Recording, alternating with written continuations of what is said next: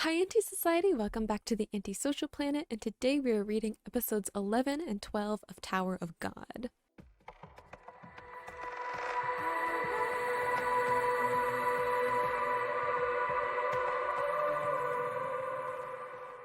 So in the last episode, we were moving on into this like floating city thing that's been going on, and we were moving on to the next challenge where we met the floor administrator for this like second floor, Lororo, who I don't trust at all. He gave that cutesy look, and I don't trust it. Because anyone who deliberately tries to look really cute and like approachable and be really nice, I don't trust it. Especially in the tower, especially since we learned that Lororo was a ranker, which is someone who has made it to the top of the tower and now has some kind of job within the tower. So anyone who's been able to make it through all of the different challenges that the different floors present and get to the top of the tower where they can make their wish or desire thing, I don't trust them to be like nice and generally compassionate. I feel like the tower's not the environment for someone to expand themselves into being like a nicer person. I feel like it has the opposite effect. Like, I fear for Bomb just becoming a worse human being the farther we get into this whole going up the tower thing. So I don't trust him, and I feel like there were a couple of little moments where he had some questionable facial expressions, specifically about Bomb and the fact that Bomb doesn't seem to be affected by Shinsu, which is that like magical element that we're dealing with. He doesn't seem to be as affected by it as some other people, so some people have like really bad reactions to Shinsu, like they just don't mix well with it. We saw Lororo making a wall out of the Shinsu, which was to block the contestants, the people that had made it that far into the tower, and the challenge was that you had to walk through it. So if you could walk through the Shinsu, then you can pass on to the next challenge. And while everyone else kind of got pushed back by this wall, Bomb didn't. He was just standing in place. There's definitely some questioning going on with Lororo regarding Bomb, of him kind of figuring out that there was something unique and irregular, one might say, about Bomb.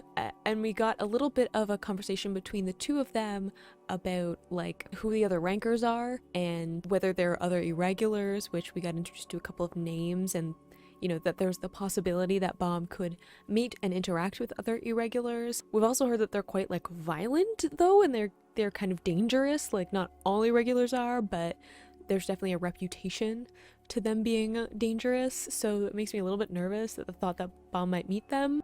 But other than that, we met a bunch of the other characters that I assume are going to be important. Like, we met Shibitsu, I believe is Tracksuit Guy's name, and then Anak, who's the like lizard girl person, and I know that there's the other one that's like on their team of 3, but I can't remember their name, but I'm very sorry.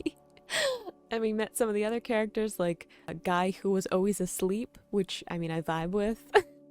Just like a spiritual level. And we ended off with one particularly disgruntled candidate for going up the tower, talking about how the test itself wasn't fair and picking a fight with Lororo. So I assume that we are going to get to see some more of what his power set is, a little bit more about how Shinsu works into the power system, what it really means to be a ranker, like what kind of power you actually get once you have made it to the top of the tower. So let's get into episode 11 and hopefully see a cool fight. Okay, episode 11. I'm sorry, immortality and godlike powers? That seems like something that will come up again. Also, who is Ryu the Notorious? A question to be answered later. In the series, perhaps? Yeah, this is not gonna end well for him. I'm just calling it now. Kwoosh. I don't know what that sound effect is, but okay. Yeah, see, look at those eyes.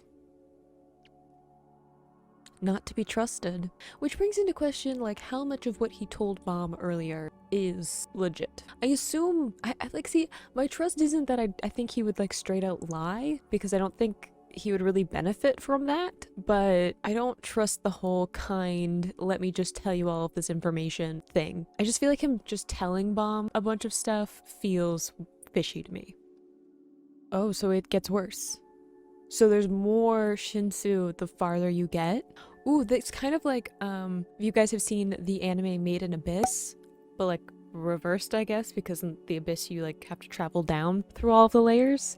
But like I don't want to give too much away about it, but it's like the farther you get into the Abyss, the harder it is to survive. Like it just isn't made for humans to be able to function the lower you get. So people start to get sick like the farther they get into the Abyss. And it's kind of like that with this, where it's like the farther you get through the floors, the more Shinsu there is, and because of that, it's gonna have this like negative effect on you. Which really puts into perspective like why this is one of the early challenges, because if you are one of those people that has like a bad reaction to like the Shinsu in this like barrier that Lororo has made, then like you cannot advance through the tower. Like you're just gonna get sick and have this bad reaction the farther you get up. So it's better to just like weed the people out now instead of just like waiting for them to get weaker and weaker. Bodes well for Bomb though. If Bomb's just like really not affected by the Shinsu that he's currently being exposed to, then he can probably make it pretty far before there start being issues about that. It's definitely back to that whole luck thing. Like some people are just lucky, right? Some people are born being able to withstand this Shinsu. I assume some people are like born with a better tolerance for it, like they can kind of adapt to it maybe if they're like slowly work their way through instead of like instantly being crushed by like a bunch of it. And some people just aren't. You know, some people are just born in a better situation to like reach what they want than other people. I do like that line though, like one day God appears again and tells you this is your limit.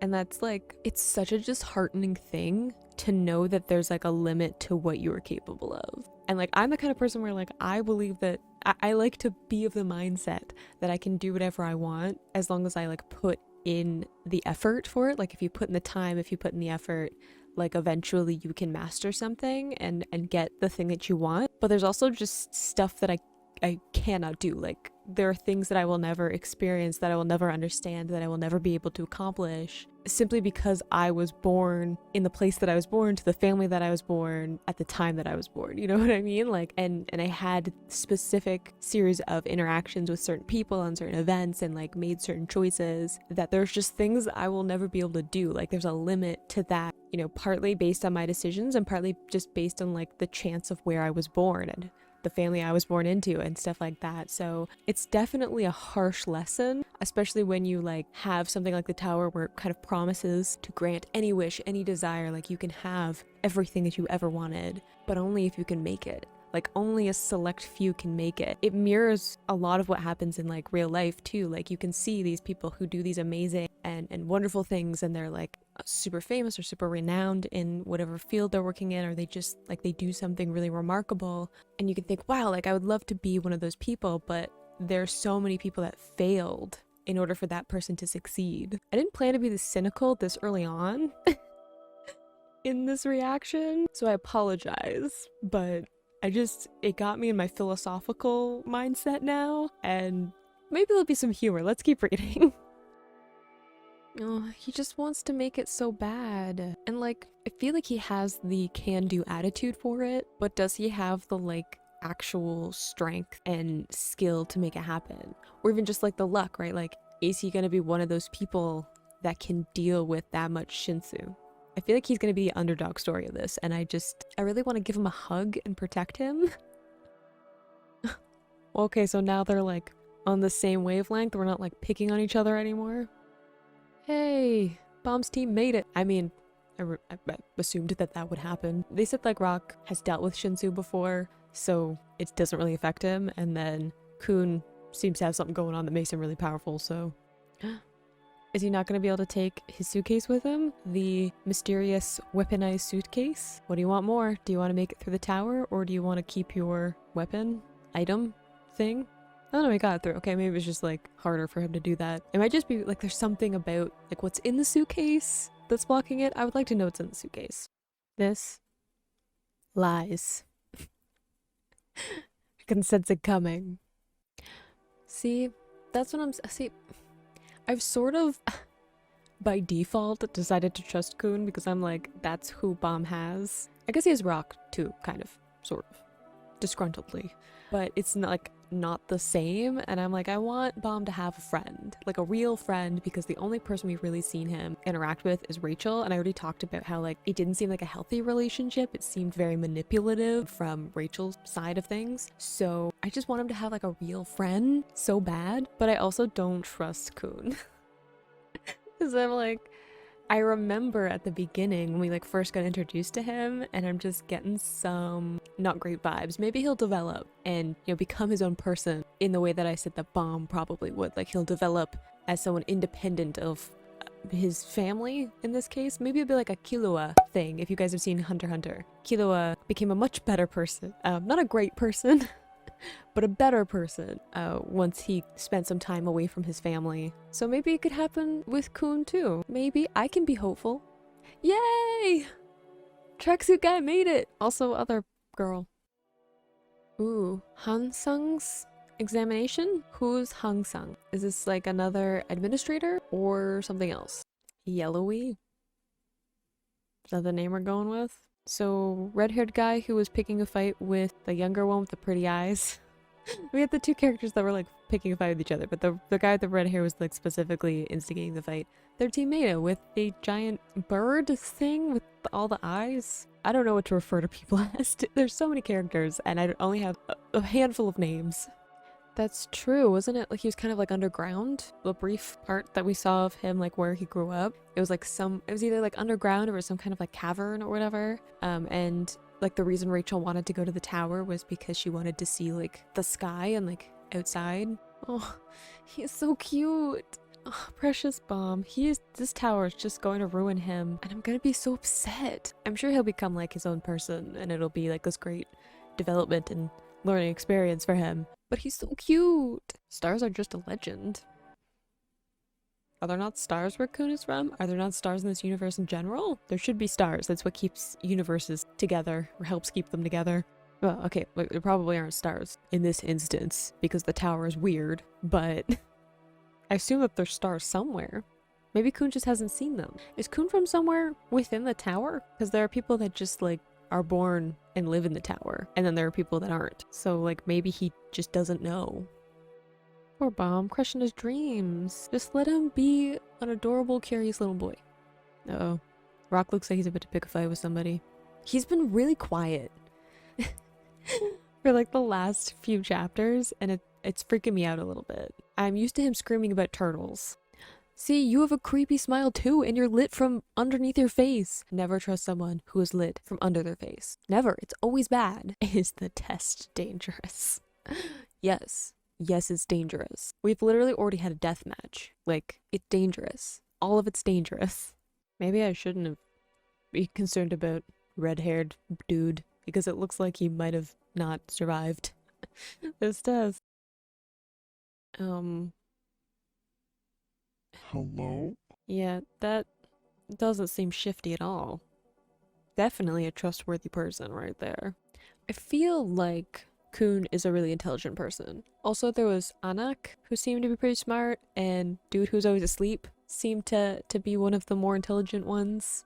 I feel like whatever this person has deduced is either wrong or meant to throw off the team. Because like, why choose to help one of the other teams if like if you have knowledge and you want to get past this test? Like, why help one of the other teams? It just doesn't make sense to me. It's literally like a death. Like, it's literally a matter of death, like life and death. So like only one person really can make it. I don't know. Maybe a whole team of people can make it to the tower. This is a question I've already raised of, can only one person per kind of group of like possible people reach the top of the tower, or can you have like a team of people reach the tower? Interesting if there is a time component. So the faster you finish, like the faster you go about doing whatever the test or task is, the more likely you are to pass. Also a good point. If you're like intentionally hearing the screams, maybe it's like a matter of psychology too, because like if it's a kind of test where you might think that the longer it takes. Like the longer you survive, the better. Kind of like we saw with when they were all fighting each other, where it was like half of the people are going to be able to pass and half of them aren't. That like the longer you lasted in that test, the more likely you were to pass, because you just had to like survive till the end. Whereas like this one seems to be more about like how quickly you can perform whatever the task is or overcome whatever the challenge is. So if you can hear the screams and you're going in thinking that it's going to be this big, scary, dangerous thing, then you're not going to be thinking clearly, and you're not going to be like making the best decisions. Like you're going to be doubting your decisions and choices and stuff, which will make it take longer for you to perform whatever the task is, which means that like you are more and more likely to lose. Maybe that made sense. Maybe I'm thinking about it too much. I like Coon's like unamused face though, or he's just like, I would like you to not be in my space anymore. See, that's literally what I just said. He's like, no thank you. Thank you, Mr. Neon Plastic Bag. That was so cute. See, I was like, why tell him? And I'm like, that would be a good way to do it, wouldn't it? To be like the person in front of you, to like tell them your hypothesis so that they'll like test it for you. So when you get in, you can like assume that your hypothesis is correct, like if they pass or if they don't. Like you can kind of make a deduction out of that in and of itself. Crafty. Yeah, I don't like that. That freaks me out. Let's do this, team. I believe in you. And the ticking clock begins. We got 5 minutes. Are you, what was the name? The Hansung? Who, like, this is their, that this is you, I'm assuming? Pretty background. Except this like, strangely, like, kind of looks like splattered blood, but then it's like plants. Just an interesting choice of decor. Yeah. Hansung Yu. Okay, so another administrator, so I'm assuming a ranker, who would also have been someone who like got to the top of the tower. Okay, let's get into episode 12. Okay, episode 12. It looks like maybe we're getting some backstory on Coon, which is interesting. We got a little bit of a hint of that when we heard about his family. Who's Lady Maria is my second question. First question? Multiple questions? I assume I asked quite a few questions in the first part.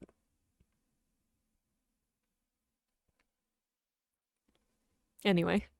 Okay, so Lady Maria was chosen as the princess. So Maria is a princess now, and that somehow affects Coon? Is he supposed to be part of a royal family, or like one of the more important diplomatic families or whatever? I don't really know what the politics is of the tower. I mean, I think his eyes are quite pretty. So his sister was supposed to be the princess of Jihad and wasn't chosen, so he kind of like lost that like prestigious spot. There, Princess Maria and Mr. Coon are what? Now? Is there like court gossip? There usually is. If there's like aristocracy or royalty, there's usually gossip going around too. So that's his sister, I'm assuming? Or I guess Lady Maria was the one that they were connecting stuff to. Or Princess Maria, I guess now. I'm assuming that this woman here is his sister. I do like the way that this is arranged, of like all of these kind of overwhelming words of just like everyone having an opinion and something to say about these two people's lives without like really giving a full picture of what it is, because that's what rumors feel like. Rumors are always like just this tiny little bit of a larger story, and they never really get into like the real detail and like the real truth that's there. And just having these like overwhelming like snippets of the conversation is kind of what it's like to like follow a rumor trail. So I really like the design of this panel. Yes, we have the time limit. See how this goes. Oh. So they have a bunch of doors they have to choose from, and that's part of why there's like the different time limits on the test. Like there's a right time to find the right door kind of thing. I wonder what the trick is, because it's like find the right door. I'm assuming that there's some catch to that. Like there's some, I don't know, clever way of solving it, as opposed to just like, you know, you can't just like open up all the doors, because if you open up the wrong door, like it says here, like you'll die. So if you open you can't just open all of them as fast as you can in like 10 minutes and see which one's the right one. And you can't like sit there and like think about it for too long, because if you take too long to think about it, your 10 minutes will be up and you'll fail the test. And we also know that there's like a 5-minute gap, right? Like the correlation to people who pass and people who don't seems to be connected to that time. So I wonder what the like trick is going to be to finding which door is the right one. No more hints. Hang on.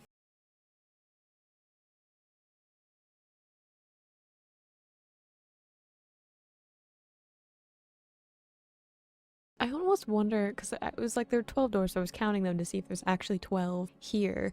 I feel like there's something to do with this, like the setup that she has. I feel like there's either a clue in that or the like trick to finding the right doors in there somewhere. I love puzzles, so I feel like I'm like trying to figure out how to solve it.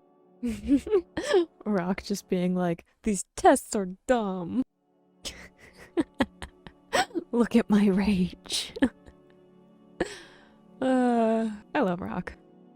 12 doors, 10 minutes. I feel like 12 and 10 are important. And the clock. Like, I don't know if the clock is like physically there in the room or if it's just a device to like show time passing in like for the reader of the comic. Is it the 11th door? But then that begs the question of which direction are you going in? Like, is it the 11th door from the left or from the right? Because 11 is between 10 and 12 on a clock. And like, I guess generally. I don't know why I specified a clock. Like, you don't just count 10, 11, 12 generally. And do you go clockwise then? So you would start from the left? I don't know why I'm trying so hard to figure this out. I can just read and find out. Yeah, see, that was my thing too, Coon. I'm like, if there were no more hints, that means that there's a hint in like either what was said or like what is already in the room. See, that's what I'm saying. I'm like, Coon and I, same wavelength. I do like that Rock is just like freaking out in the background. So the clock is there. That's what I'm saying. Does it have to do with, okay, if you have like 10 minutes on a clock, 10 minutes from 10 would be at 2 if it's 10 minutes. So is 2 important? I feel like all of you have like read this and you're just like laughing at me, desperately trying to like figure it out. Yes, Coon. I also noticed the clock. I feel like the clock is a clue too. It's something to do with time and then like the numbers, because that's all they have as information. Ugh, I love the art there. They're just like storytelling of that.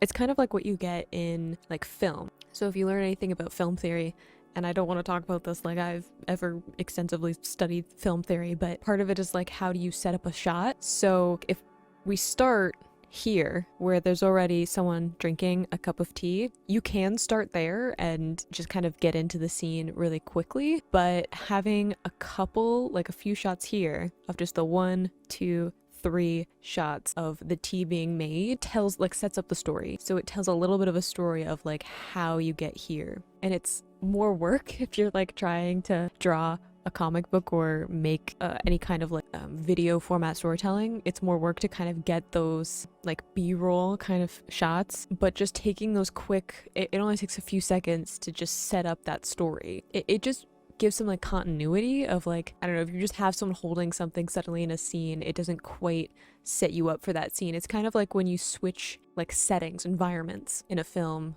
They'll usually show like 3 or 4 shots of just like different parts of the setting to like set you up. So if you're like suddenly, I don't know, if you're switching to like a music room, let's use that as an example, then you're gonna get like a few shots. You're gonna get like a shot of like the piano or like a music stand, and then like maybe like someone like getting their sheet music out of their bag, or like getting it ready, or like tuning an instrument or something, like a close-up of like someone tuning a violin or a guitar or something. And just those few shots to set up like, this is where we are, this is the setting. You get those close-up shots, those few shots to tell the story, and then it scopes out and you get a shot that's like of the full room with the characters in it, and you can start telling the story. It's just a way of like grounding the viewer, grounding the reader. So I feel like sometimes I talk too much about like how stories are put together on these. I like kind of geek out about how comic books are put together. I don't know if that's super annoying to you guys, but I can't help it. When I see good storytelling, I gotta talk about it.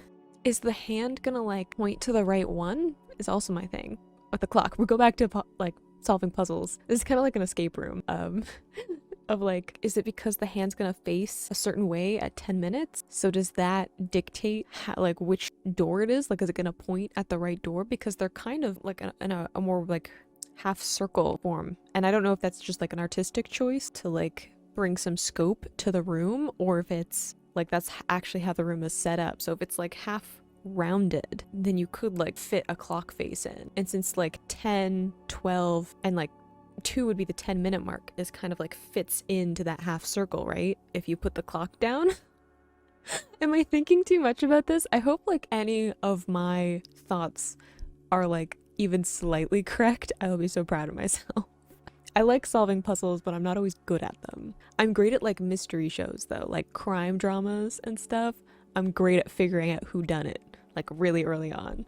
Oh, that was their thought of noticing that Coon has some brains to use in this, but it isn't just about smarts alone. Okay. I don't really have much else. I'm mostly smarts. I wonder if there's some other part to it, like that I kind of like the balance of Coon and Rock on the same team, because Rock is very much like instinctual and, you know, brute strength, and has a little bit more of that, like, what I always call like the tank of the team. So if you've ever played like RPGs and stuff, the tank is like a rank that you could have, and it's just someone who's like really strong and has like these crazy stats that just kind of like brute forces their way through fighting. And then you have someone like Coon who's like more intellectual, more in his head. I mean, he does have like fighting skills as we've seen, but a little bit more reliant on that more like strategic way of thinking and like problem solving and noticing things that other people don't. Like the reason he decided to team up with Bomb is because he can kind of see that. He understands that Bomb is something more than what he seems, and he's like just more and more picking up on that the more time he spends with Bomb. And of course Bomb is like the powerhouse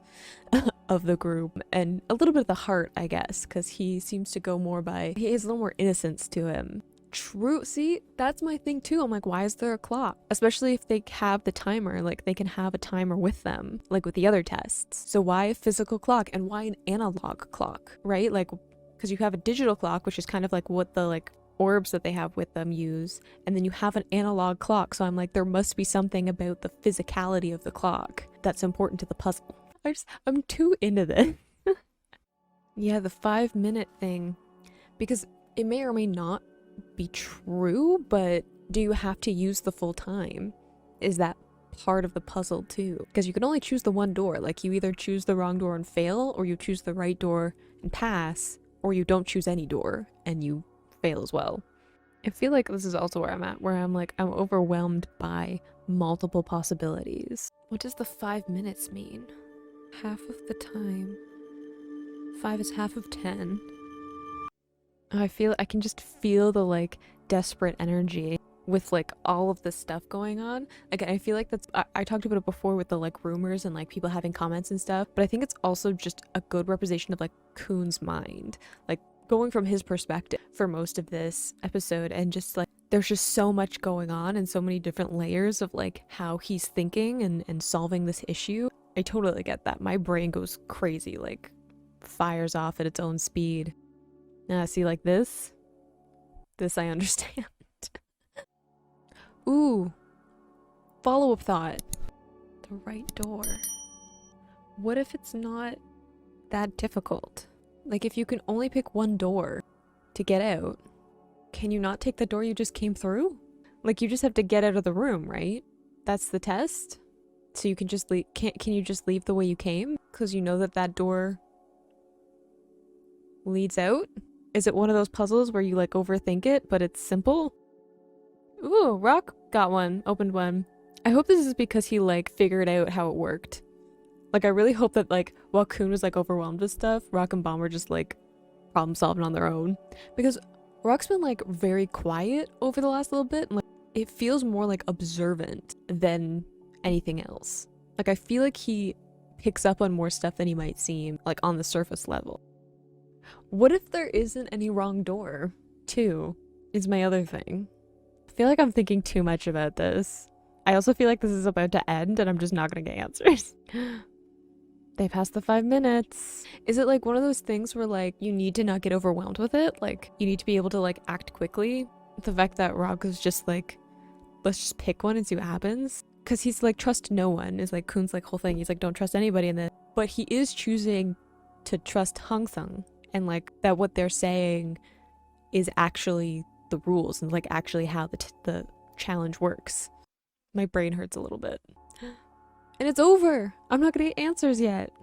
So I think that this is the first time with Tower of God that my brain actually hurts a little bit afterwards, because I feel like mostly in this series it's been character growth and introduction, some plot, some world building. Obviously there's like a bunch of world building stuff that's going on, which I love, but like I think this is the first time where I've been like, how do I make the thing work? I don't even know if that's the right way for me to word that, but you know, like with the, you know, challenge against the giant eel, I'm like, well, obviously Bomb has to win in some way because he's the main character and this is like the first challenge, so he's gonna figure out some way to either pop that orb thing or defeat the eel. And that's what we saw. And then it was like, okay, now we've got like the death match where it's only half the people can survive. I'm like, well, Bomb will survive, however that ends up happening. And I guess in some way I'm like, they'll get past this challenge of like finding the right door, but because it's like a puzzle, my brain just wants to figure it out.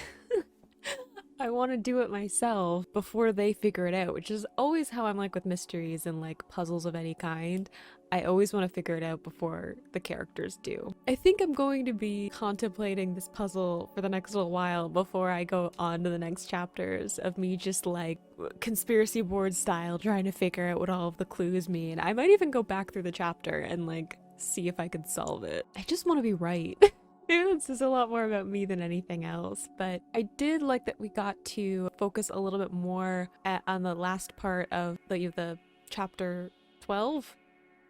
I can't even remember what chapters I'm reading anymore, but the chapter we just did, where we got to see a little bit more of Coon and we got to get a little bit of backstory, a little bit of context of why he is the way that he is. And you know, he very much seems like he wants to be independent, and before I was like, I don't want to trust him because he does seem to like very much be out for himself, whereas now I'm curious if his interactions with Bomb are going to have a positive effect on him. So I know like earlier on I was like, well, I think that Bomb hasn't met enough people, he hasn't like made actual friends, he hasn't developed his own personality besides having Rachel. That's why like she's so important to him. I wonder if him interacting with Coon will like have a similar effect of like Coon like actually having someone that he can properly interact with, because Bomb is like so innocent and just like what you see is what you get. Like Bomb is just genuinely himself, with like the exception of him trying to keep this whole he's an irregular thing, you know, a secret, but even that he's like kind of bad at keeping a secret about. But the fact that he's like so genuinely himself, I feel like will have a good effect on Coon. Like I feel like it'll bring him out of this closed in space that I feel like he has, because he's had people like constantly making comments about his life. It seems like having an opinion about him and his family and like who he is as a person and who he should be as a person. And if it was true that like his sister was supposed to like be this princess and however that system works, then I'm assuming like his whole life people have been like had their eyes on him, like he's been under a spotlight for the majority of his life. So I feel like meeting someone like Bomb who legitimately isn't trying to be anyone else and isn't trying to like get anything from him, because people in power, I think, usually have to deal with people who want something from them, like people who are kind to them because they want something in return, or are helpful to them because they want to gain something back. And so I feel like meeting someone like Bomb who just wants to go up the tower, and he's like, hey, if you want to help me, then great, I'll help you back.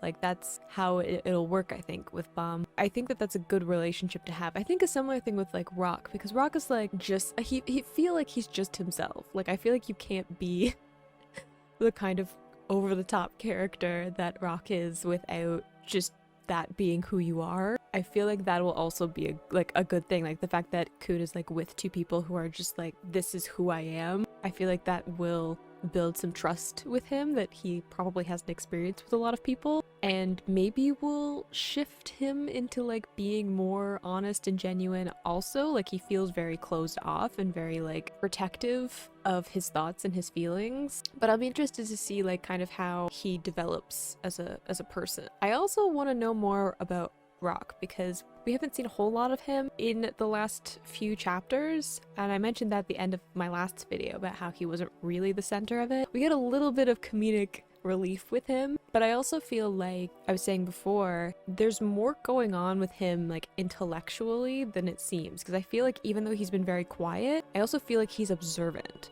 Like, I feel like he is picking up on things about the other people who are trying to get up the tower and about like these different challenges, and I feel like he's figuring things out, and it just seems like he wouldn't be that kind of person, maybe like on the outside, but I do feel like there's more going on. Like, he's quiet for a reason, as opposed to like the kind of impulsive and almost bombastic personality we've seen up to this point. But if you enjoyed this video, you can click this playlist to go and see my previous reactions, or you can subscribe. I post new Tower of God videos every Tuesday, and I will see you in the next video. Bye!